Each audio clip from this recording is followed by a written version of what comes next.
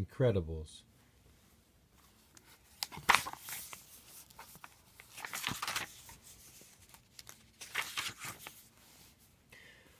Not so long ago, a small but elite group of superheroes used their special powers to stop villainous plots and protect innocent citizens from harm.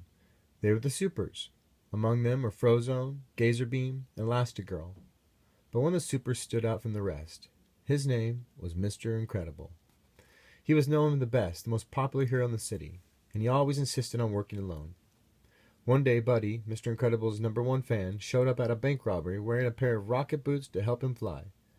Mr. Incredible simply said, "Fly home, Buddy. I work alone." But Buddy didn't listen. Mr. Incredible managed to save Buddy from a bomb, but a bank robber escaped. Some train tracks were destroyed, and a few people were hurt. It was after that day that the Supers' lives changed forever.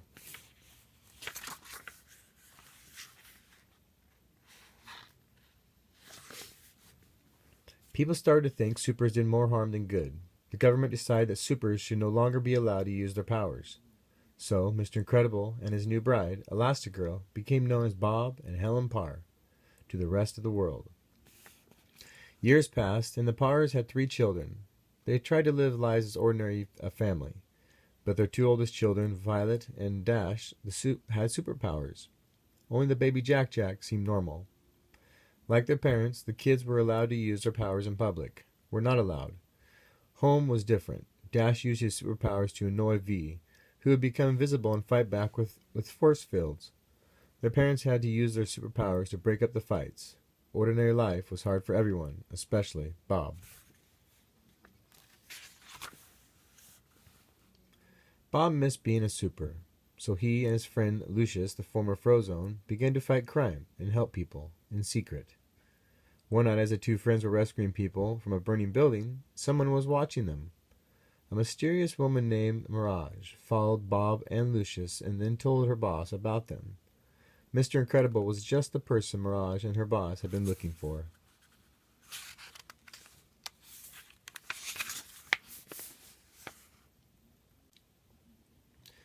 The next day, Bob was fired from his normal job after a particularly rough day with his boss. When Bob came home, he found a small computer in his briefcase. The screen lit up. "Hello, Mr. Incredible," Mirage said. "I represent a top-secret division of the government, and we have need of your unique abilities." She said they needed Bob's help to stop an out-of-control experimental robot. Mirage offered to pay him 3 times more than his current normal job. "The Supers aren't gone, Mr. Incredible. You're still here," she finished. Then her message self-destructed. Bob accepted the secret mission. He decided not to tell his family he had been fired. Again. Instead, he told them he was going on a business trip. Within hours, Mr. Incredible was around a fancy jet heading for the island of Nomination. He listened carefully as Mirage described the mission. "The Omnidroid 9000 is a top-secret battle prototype robot," she explained. "We lost control, and now it's loose in the jungle, threatening our facility." She warned him that the robot would quickly learn his moves because it was a learning robot. The hero was to defeat the expensive invention without destroying it.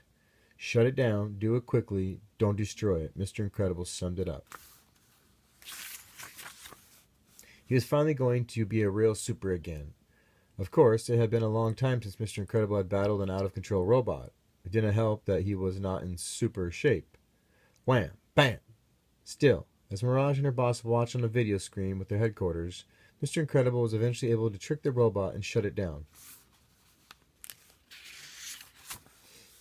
Mr. Incredible was thrilled. He left like a new man. Back at home, he had a new routine. Each day, he prepared to go to work, but instead, Mr. Incredible exercised. Soon he was as fit and strong as his old super self. He even had a new super suit made by Edna Mode, former designer for the Supers. When Mirage called again, Mr. Incredible was ready for another secret mission. Following her instructions, he flew back to the island of Nominisia. Little did he know, he was headed for big trouble. Once again, he battled an Omnidroid, but this Omnidroid was much faster and stronger, and smarter. It anticipated all of Mr. Incredible's moves. The Omnidroid caught Mr. Incredible.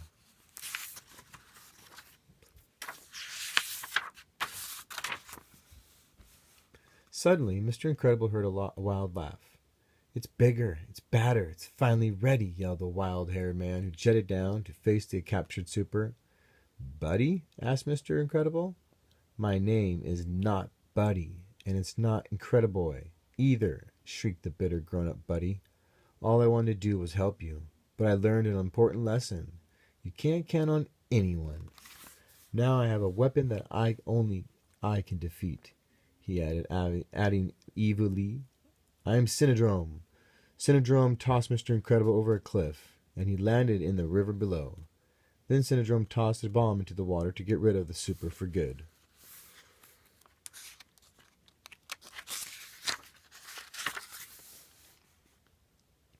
But Mr. Incredible found safety in an underwater cave. Inside the cave, he discovered the skeleton of his unlucky super friend, Gazerbeam. Luckily for Mr. Incredible, though, the skeleton not only offered a place to hide and trick Synodrome's probe, but Gazerbeam had also carved the word Kronos into the cave wall before he died. Mr. Incredible escaped from the cave and then found his way to Synodrome's headquarters and main computer. When Mr. Incredible typed in Kronos, Synodrome's plan appeared. There was a long list of supers, and most of them were listed as terminated. It quickly became clear that the Synodrome had been killing off supers by using them to train his Omnidroid. Now that the evil robot was perfected, Synodrome was going to launch it on the city. Suddenly, Mr. Incredible's suit started beeping. Mr. Incredible didn't know why, but he did know it was time to run. From Synodrome's guards, however, Mr. Incredible had never had a chance as a bunch of sticky globs surrounded and captured him. The beeping was a homing device that had been sewn into Mr. Incredible's supersuit. Helen had activated it when she met with Edna Mode, who had also made supersuits for the rest of her Parr family. Helen decided to go and find Bob. Unfortunately, when Helen tried to tell V to take care of her brothers while she was gone, Dash found the kids' new supersuits. He raced around in his super speedy suit, and V learned that her suit turned invisible when she did. Hey, both of you, knock it off, Helen cried. Soon Elastigirl had everything under control and was aboard a jet on her way to Nominesian. But as the jet neared the island, Elastigirl discovered Violet and Dash on board. They quickly blamed each other for stowing away. You left Jack alone? Elastic cried. Of course we got a sitter. Do you think I'm totally irresponsible? Asked V. Elastigirl phoned the sitter, but the call was cut short. The jet was under attack.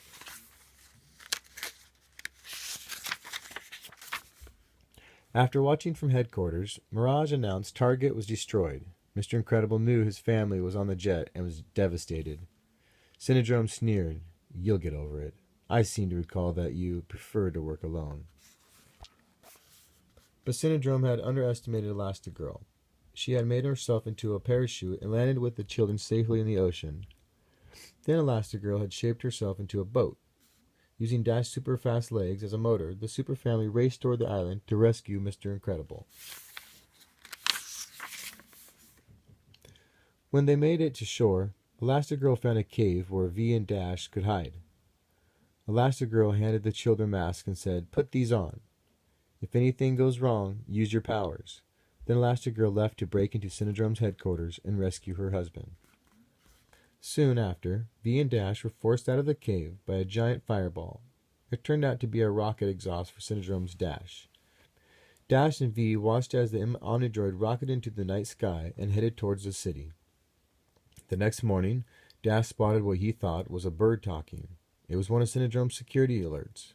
Suddenly, V and Dash were surrounded by guards. Remember what Mom said? Violet just whispered. Run! V turned invisible, and Dash ran. They used their powers well. Meanwhile, Elastigirl found Mr. Incredible with Mirage and gave her a swift punch. He tried to explain that Mirage had switched sides and was helping him to escape, but there was no time. Mirage announced that the guards had been sent after V and Dash. Quickly, Mr. Incredible and Elastigirl raced to rescue their children. Mr. Incredible and Elastigirl reached the jungle. Suddenly, a round force field rolled through the trees with Violet and Dash inside. Mom! Dad! Yelled Violet. Their reunion was cut short as Synodrome's guards surrounded them. Working together, the Incredibles made an incredible team. But they were on Synodrome's turf. Soon the villain caught them in his immobile ray. Back at his headquarters, Synodrome told the captive family his plans. He had already sent the Omnidroid to the city. The robot will emerge dramatically, do some damage, and just when all hope is lost, Synodrome will save the day. I'll be a bigger hero than you've ever were. Then Synodrome left to save the city, leaving the Incredibles behind. Meanwhile, the Omnidroid was already ripping through the city. The people were terrified. Just when it looked as if no one could stop the giant robot, Synodrome arrived to save the day. "Stand back," he shouted. He recently used his secret controller, and the Omnidroid's arm fell off. The crowd went wild, cheering for Synodrome. His plan was working. Synodrome looked like a hero. But Synodrome had made a huge mistake, because the robot was a learning robot. It quickly learned that the robot's control was controlling it. The Omnidroid blasted the remote from the Synodrome's wrist, knocking him out. Now the robot was truly out of control. But V had used her powers to free her family.